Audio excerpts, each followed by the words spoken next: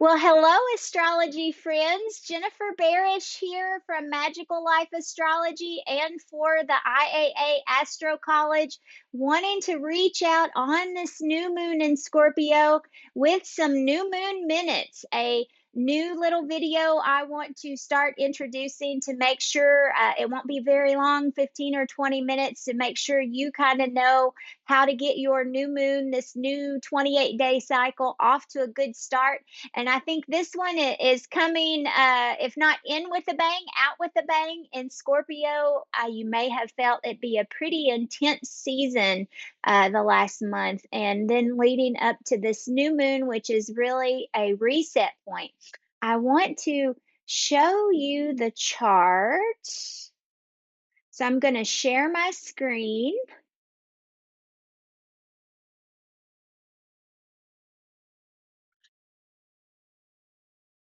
And hopefully you can see the chart right now in front of us.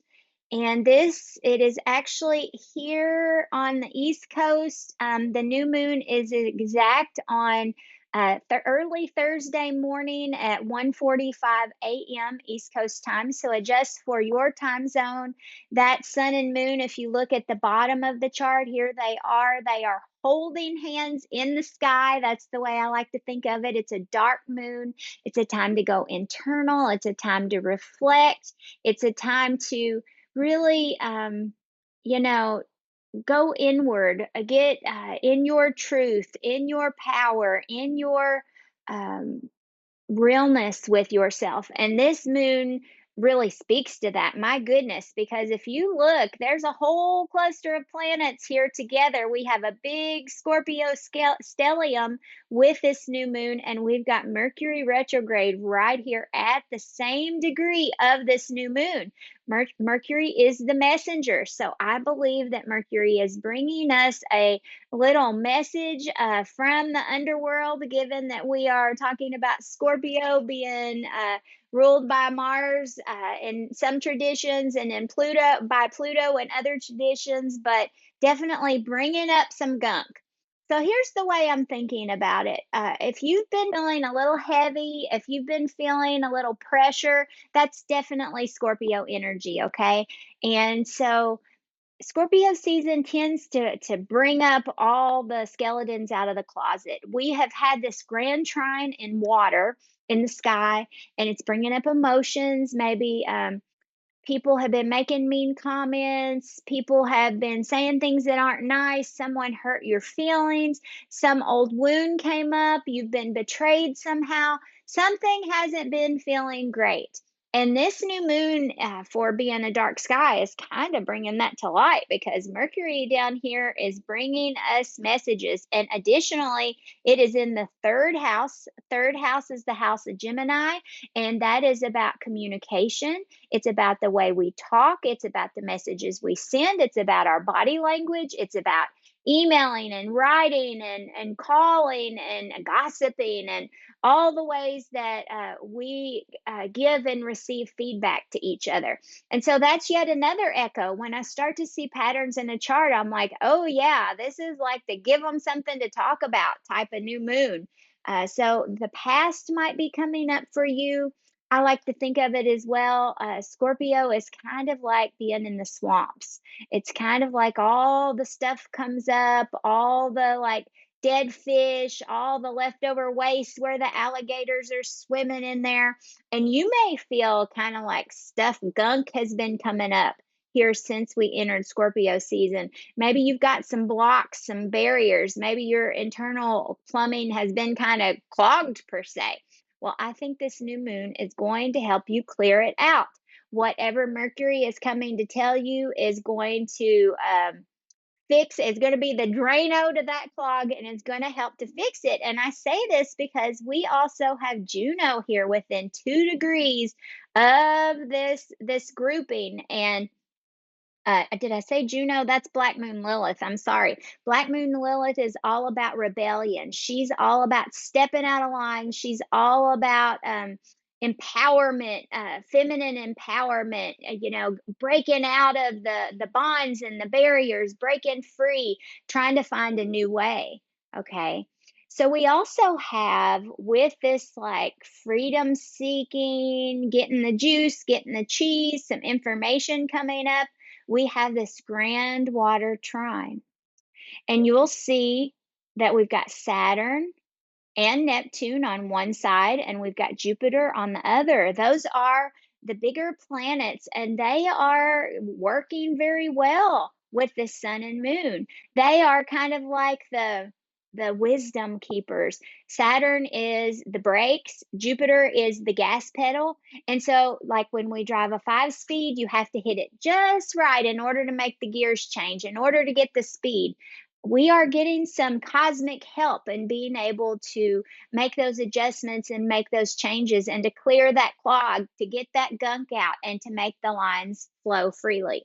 So I think that this Grand Trine in water is helping to support our growth, helping us to get that cosmic clog, the cleaning that we need, refreshing us. A new moon is supposed to refresh, it's to redo, it's to help us to have a brand new start, helping us to refocus ourselves. And in Scorpio, focus is important. Have an intent, being serious about something. So I just say to you this fall, where have you kind of fell off of your game? Where have you kind of gotten out of your pattern? For me, with moving, all of my stuff is everywhere. I can't find anything. My schedules have been out the window. I haven't been able to practice yoga. I haven't been to Pilates. Haven't been able to do anything just quite right.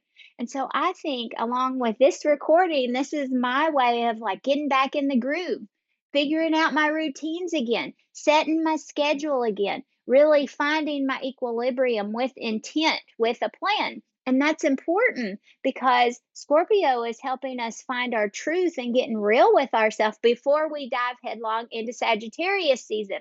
Sagittarius season is the season of candles. It is the season of gatherings, of people getting together, of taking a little adventure, of having a party. Jupiterian energy, going too far, drinking too much, eating too much, having too much fun. So, isn't it important that you get your schedule down pat, that you have your plan in place, you have some serious intent for yourself and where you plan to go before we hit Sagittarius season? Absolutely. That's what I think. I will say when I'm looking at this chart, I also see that that beautiful new moon is standing opposite in the sky from Uranus. Uranus is bringing us ahas and epiphanies. He's bringing us a little shock factor. You might get some surprising news. You might hear something you've never heard before. It's a lightning strike. Maybe even for real. This morning I was driving and it was raining out and I saw the lightning and I'm like, lightning in late November? Yeah, kind of like that. So, bringing epiphanies, brand new information. So, I think something new, you're going to hear about some realization you're going to have, or it's going to create the catalyst to help you to make a change or break out of some old storyline. Mercury is, when he's retrograde, he's helping us bring up that old stuff, but part of it is so we can let it go. So, I ask you, friends, what do you need to let go of during this new moon?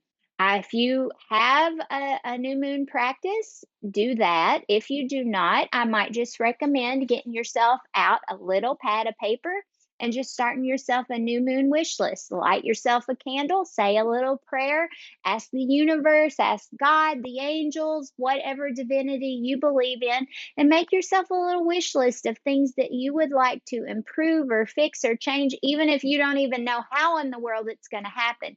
That's how you manifest things. And then we'll watch it. You're seeding it during the new moon. And then little by little through the month, you might think about it differently. Sometimes in order to make a change, we can't change the external world, but we can change ourselves. And I think that's the lesson this new moon is giving us as well. And then one more thing I want to tell you about before I go is look at this chart that we have the South Node right here on the ascendant in Virgo.